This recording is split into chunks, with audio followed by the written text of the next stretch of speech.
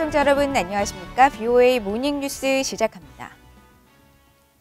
한반도 평화를 위한 대화를 추구하더라도 북한의 열악한 인권 상황을 잊어서는 안 되며 이에 대한 논의도 동시에 진행돼야 한다고 유엔 북한 인권 특별보고관이 밝혔습니다.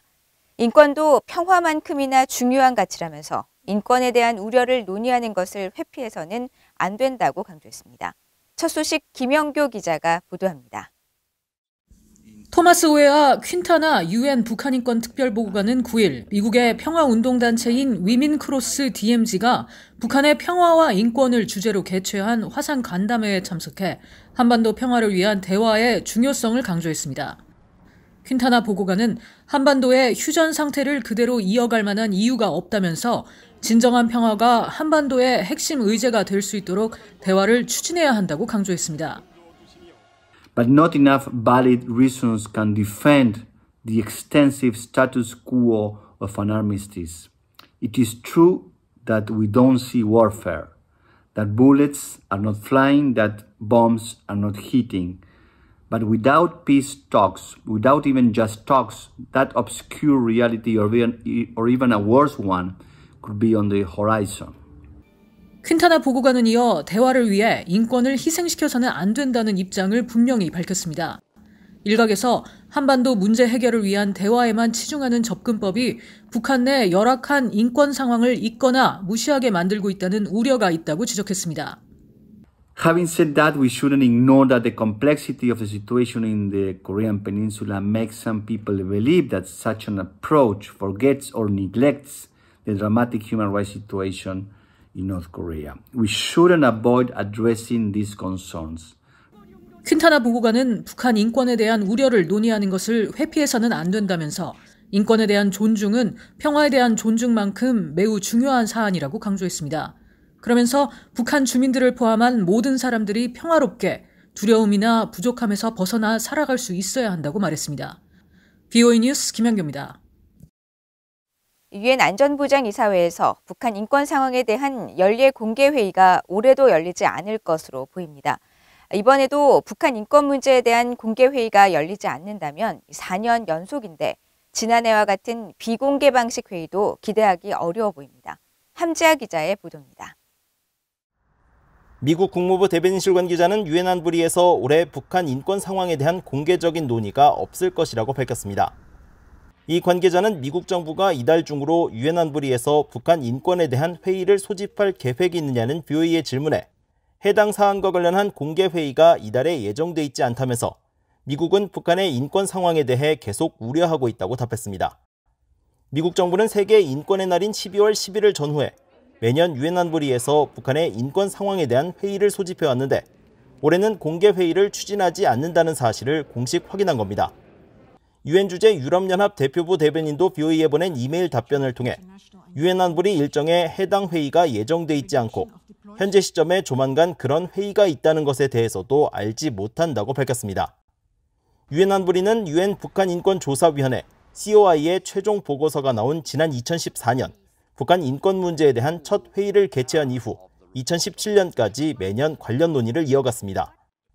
하지만 지난 2018년 정족수 미달로 처음으로 회의가 무산되고 이듬해인 2019년에도 회의 소집이 이뤄지지 않으면서 2년 연속 안보리는 북한 인권 문제를 다루지 않았습니다.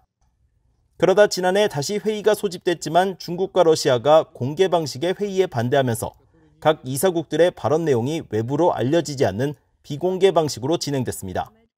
따라서 올해 공개 회의가 사실상 열리지 않게 되면서 안보리는 4년 연속 공개 방식의 북한 인권 회의를 개최하지 못하게 됐습니다.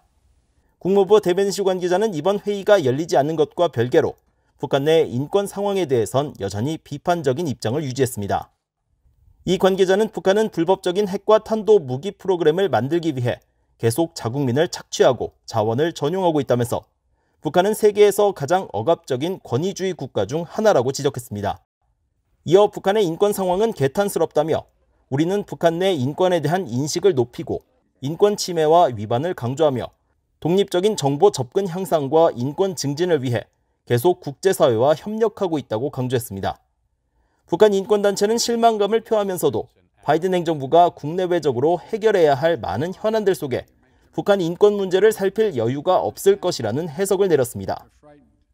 My view is that it's regrettable that we are not retaking the high ground that we once held.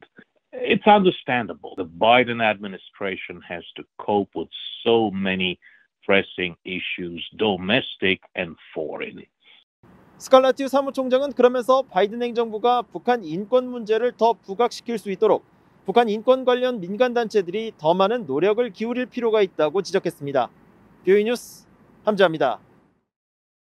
린다 토마스 그린필드 대사는 9일 서울 유엔 평화유지 장관회의 결과 발표를 위한 화상 기자간담회에서 회의 기간 종전선언과 관련한 내용이 제기되느냐는 질문을 받고 직접적인 답변 대신 미국은 북한과의 대화와 외교를 통해 한반도의 항구적 평화를 이루기 위해 계속 전념하고 있다고 말했습니다.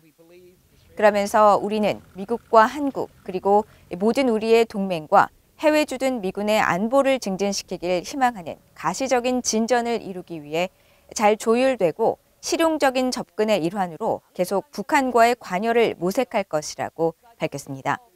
토마스 그린필드 대사는 또 미국은 북한을 향해 어떤 적대적 의도도 없다는 점을 거듭 확인하고 바이든 행정부 초기부터 북한과 전제 조건 없이 만날 준비가 돼 있다는 사실을 분명히 했으며 북한이 우리의 접촉에 긍정적으로 반응하길 희망한다고 강조했습니다.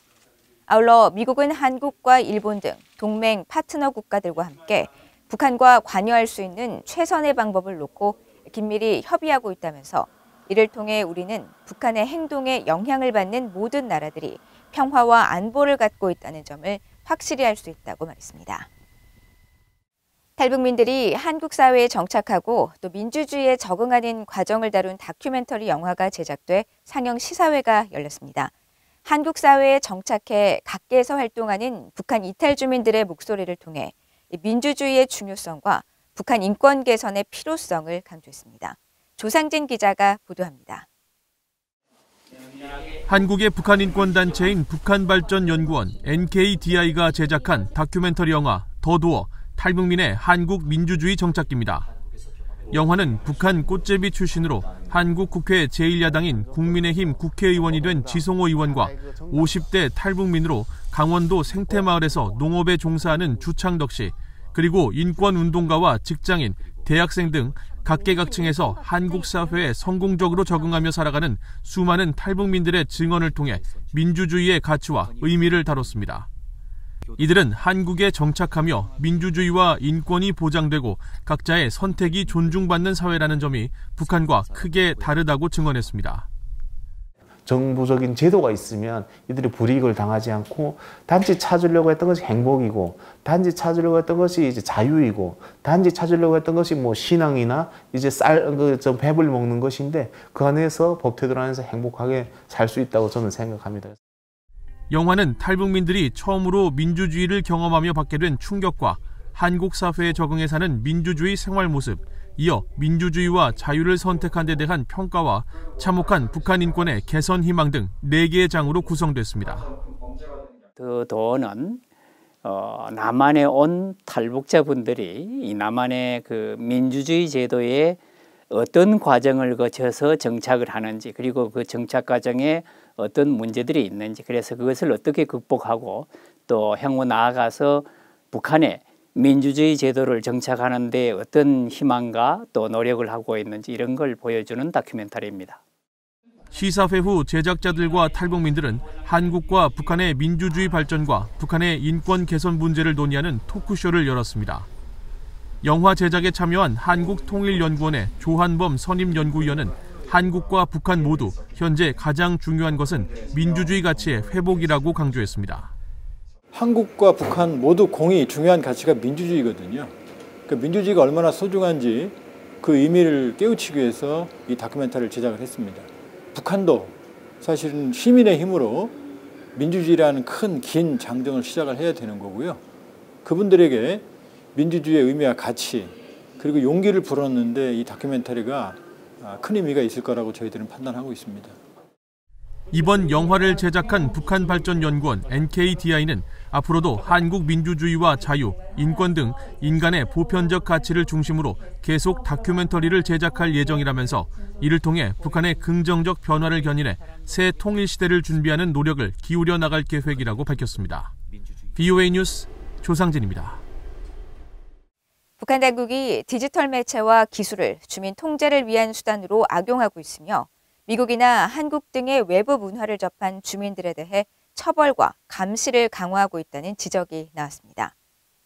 한국의 북한 인권단체인 성공적인 통일을 만들어가는 사람들은 10일 세계인권선언 제73주년을 맞아 북한 디지털 인권 보고서를 공개하고 북한 당국이 독재체제 유지와 주민 통제를 위해 디지털 기기와 정보 접근을 체계적으로 차단하고 있다고 지적했습니다. 그러면서 대부분의 북한 주민들은 인터넷에 접속할 자유조차 없으며 정당한 사유 없이 휴대전화를 감시하거나 도청하고 표현의 자유와 사상의 자유, 교육권 등을 박탈당하고 있다고 평가했습니다. 또 최근 북한 젊은 층을 중심으로 디지털 기기에 대한 접근이 다소 이루어지고 있지만 이마저도 당 기관으로부터 승인과 검열을 받아야 하며 최근 디지털 기기를 통해 미국이나 한국 등 외부 문화를 접한 젊은 층에게 10년 이상의 노동 교화형에 처하는 등 처벌을 강화하고 있다고 우려했습니다. 신종 코로나 바이러스 감염증에 따른 북한 당국의 국경 봉쇄로 지난 6개월 동안 북한의 인도주의 접근성이 전 세계에서 가장 악화됐다고 국제 비정부 기구가 밝혔습니다. 스위스 제네바에 본부를 둔 국제 비정부 기구 ACAPS는 9일 북한 등 세계 각국의 인도주의 지원 상황을 분석한 보고서를 발표하고 지난 6개월 동안 인도주의 지원 접근이 심각하게 악화된 나라로 북한과 카메룬, 콜롬비아, 우크라이나, 베네수엘라 등 5나라를 꼽았습니다. 이 기구는 특히 인도주의 접근 가능성에 매우 심각한 제약이 있는 11개 나라 중 하나로 북한을 지목하면서 신종 코로나 바이러스 대유행 이후 시행된 북한 당국의 봉쇄 조치 때문에 이 같은 인도주의적 제약이 발생했다고 밝혔습니다. 보고서는 북한 당국의 봉쇄 조치가 무역 중단과 필수 물품의 이동을 비롯해 서비스 이용과 인도주의적 대응에 심각한 제약을 초래했다면서 북한 지도부에 충성하는 집단을 선호하는 북한의 사회체계 때문에 외부 세계에 인도적 지원이 이루어진다 해도 공정한 배분과 접근 또한 매우 어렵다고 지적했습니다. 이상으로 BOA 모닝뉴스를 모두 마칩니다. 시청해주신 여러분 고맙습니다.